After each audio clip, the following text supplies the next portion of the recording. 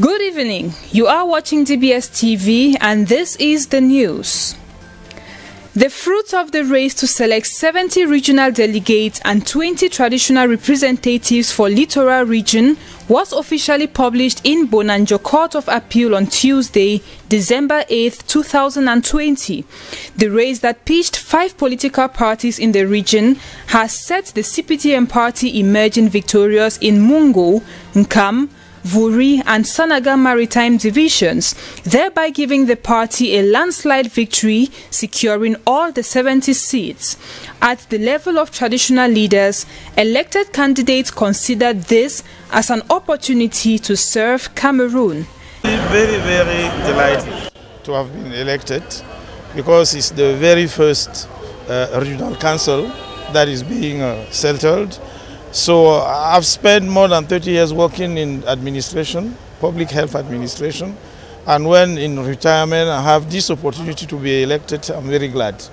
With elections over, these delegates will now have to keep aside their party colors.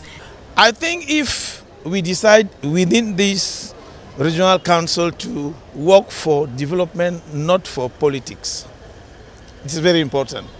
If we go there to do politics, so I think there will be no change. But if we are there for development, since the regional council's role is to promote development, if we talk about development, if we promote development, things will change for everyone. Being a fair game, unfortunate candidates did not forget to acknowledge the victory of those who won and are looking forward for future challenges. To thank all my members of our parties. We have done better than we can, but it was not good.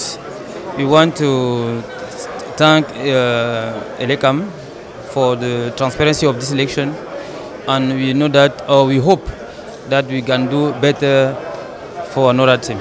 It should be noted that this election ushers in the final stages of decentralization in Cameroon.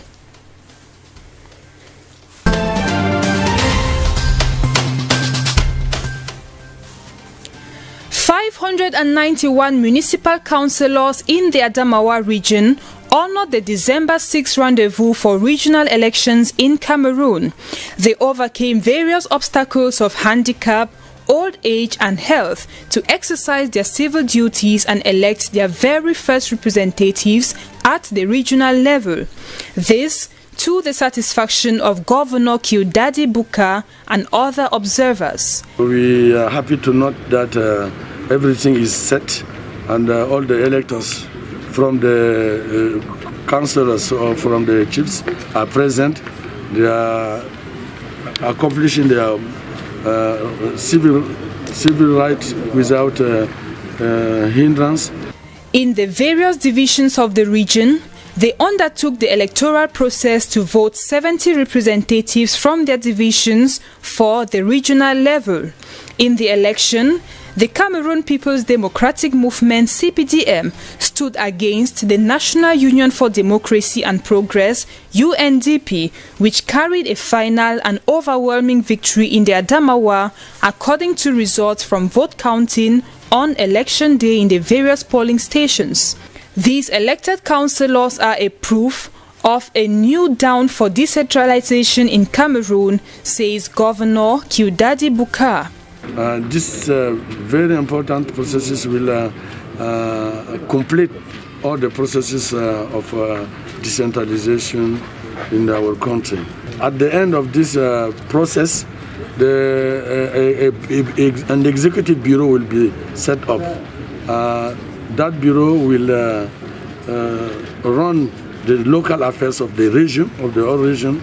I think it will be very important because the competencies will be transferred to the local basis, and now everybody will henceforth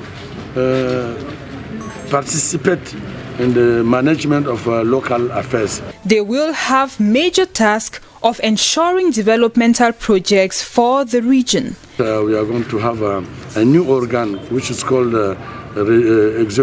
regional executive, will carry out all the operations, social operation, economic operation, to develop our area.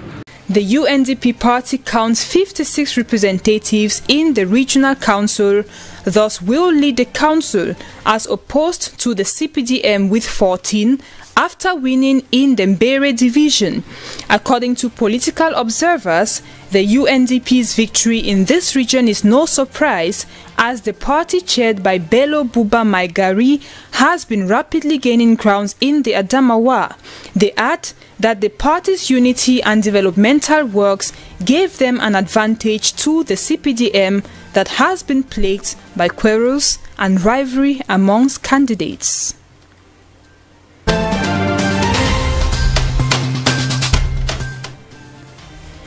President Felix Tshisekedi and Prime Minister Silvestre Ilunga Ilukamba have met for the first time since mid-October for half an hour. According to sources at the Presidency of the Republic, during an interview, Felix Tshisekedi indicated to the Prime Minister the impossibility of continuing the collaboration with Joseph Kabila's Common Front for the Congo FCC party and asked him to resign. The institutional crisis that had been simmering for a long time was also a topic for discussion. Tshisekedi said in a speech on Sunday, December 6, that he would call for a new parliamentary elections if he was not able to convince enough lawmakers to join his coalition. Allies of former Congolese leader Joseph Kabila on Monday, December 7, rejected President Felix Tshisekedi's move to end his governing coalition, with them setting up a star tax of Tshisekedi's political strength and sparking clashes in the capital. Proclaimed winner of the elections, Tshisekedi rose to power since January 2019 under a secret coalition agreement with his predecessor, who kept the majority in parliament.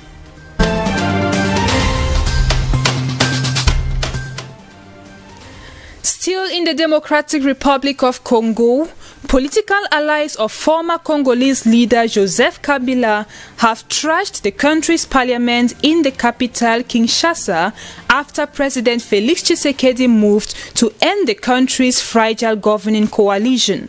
Tshisekedi's government had been at loggerheads with members of parliament loyal to his powerful predecessor, who commands more than 300 seats in the 500-member parliament, increasingly at odds with supporters of the president. Amid a deepening political crisis, Tshisekedi early this week said he planned to form a new majority coalition and warned he might be forced to dissolve parliament and hold fresh elections if he was not able to convince enough legislators to join.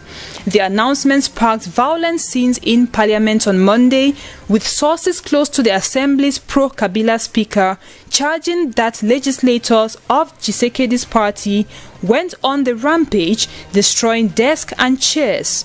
Tshisekedi, meanwhile, held emergency talks with pro-Kabila Prime Minister Silvestre Ilunga on Monday afternoon, Ilunga's officials said, adding that he has been called upon to resign, as seen in the previous news story.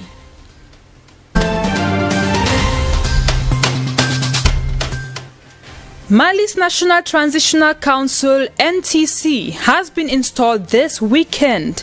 It is the last organ of the transition to be put in place following the military coup of August 18.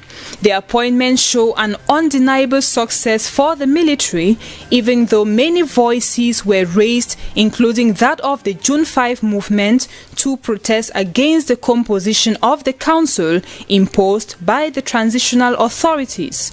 Many still do not agree with the installation of the final list of those who make up the NTC. The National Committee for the Salvation of the People, CNSP soldiers who carried out the coup d'etat of August 18 are still accused by a large part of the Malian political, trade union and associative organizations of imposing their choices in an arbitrary, even authoritarian manner, and of seeking to militarize the transition government. Most of these organizations, however, do have members in the council. At M5 RFP, for example, the movement which led the protest against former President Ibeka denounced the hold-up of the transition by the military and refused to sit on the CNT, although several of its members have been appointed to it. This is supposed to play a crucial role in the transition to civilian rule within 18 months.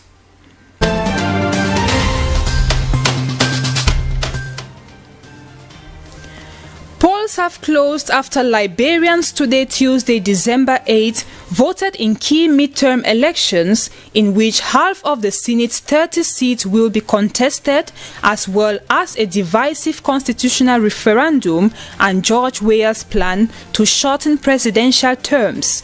It is said that the senatorial election will serve as an important gauge of the current level of support for President Weah and his Coalition for Democratic Change, CDC, as he approaches half a point in his first 6-year term.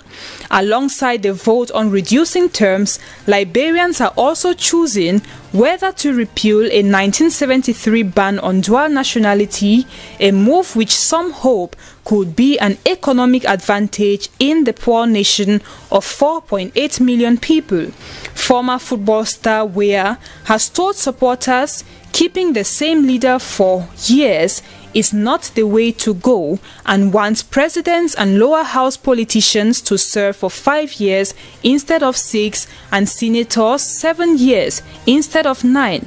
About 2.5 million voters are registered according to the National Elections Commission, and should voters opt to leave the dual nationality ban, Liberians with 2 passports will still be barred from holding elected office. Initial results are expected this week.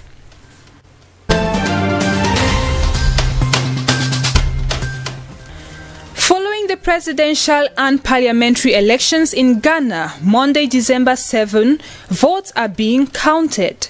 A total of 38,000 polling stations were set up to be used by the country's 17 million voters who lined up to pick a president among 12 candidates and members of parliament for 275 constituencies. The country's electoral commission had revised the voter registry ahead of the polls to remove suspected foreigners who would have voted illegally as opposition, led by John Mahama, whose party later claimed some eligible voters were scrapped off the list. Despite the election being largely calm, heavy security is surveying the count in the capital Accra's Jamestown neighborhood, where Ghanaians are already celebrating the victory of their candidate. Ghana has ensured peaceful transfers of power on 7 occasions since it stepped into multi-party democracy in 1992.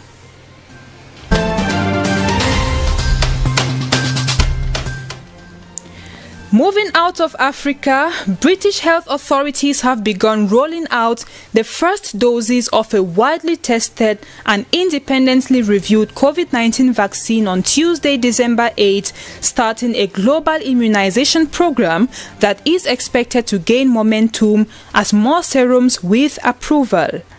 A retired British shop clerk, Margaret Keenan, who turns 91 next week, received the first shot on what public health officials have dubbed V-Day. She was first in line at University Hospital Coventry, one of the several hospitals around the country that are handling the initial phase of the United Kingdom's program.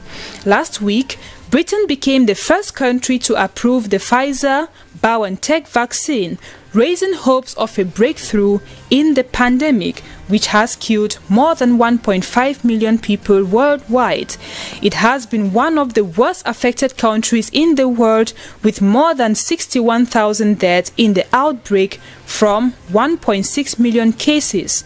The first patients in line are the over 80s, care home workers, and at-risk frontline health and social care staff. All will require a second jab in 21 days' time.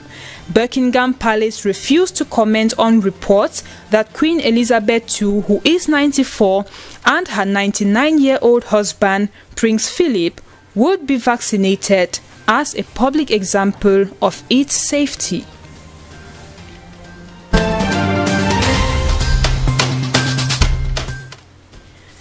The European Union has agreed to establish a regime similar to the Magnitsky Act in America that will allow the 27 members bloc to sanction those responsible for human rights abuses.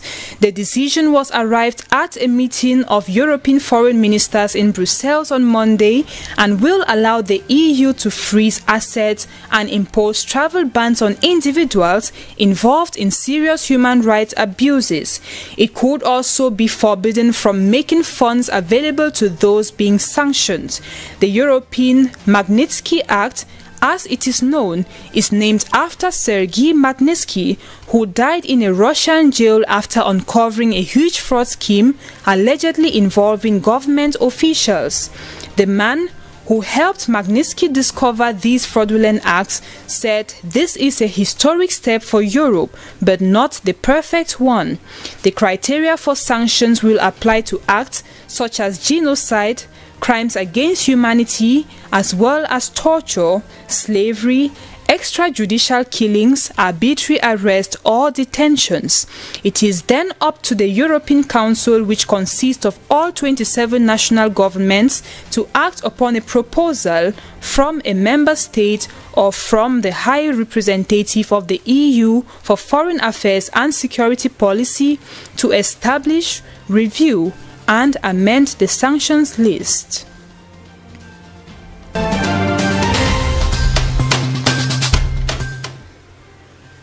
And given that concerted efforts are made towards arriving a Brexit deal before January 1, UK Prime Minister Boris Johnson is set to travel to Brussels in the coming days in a bid to wrest a last-minute post-Brexit trade pact with the European bloc.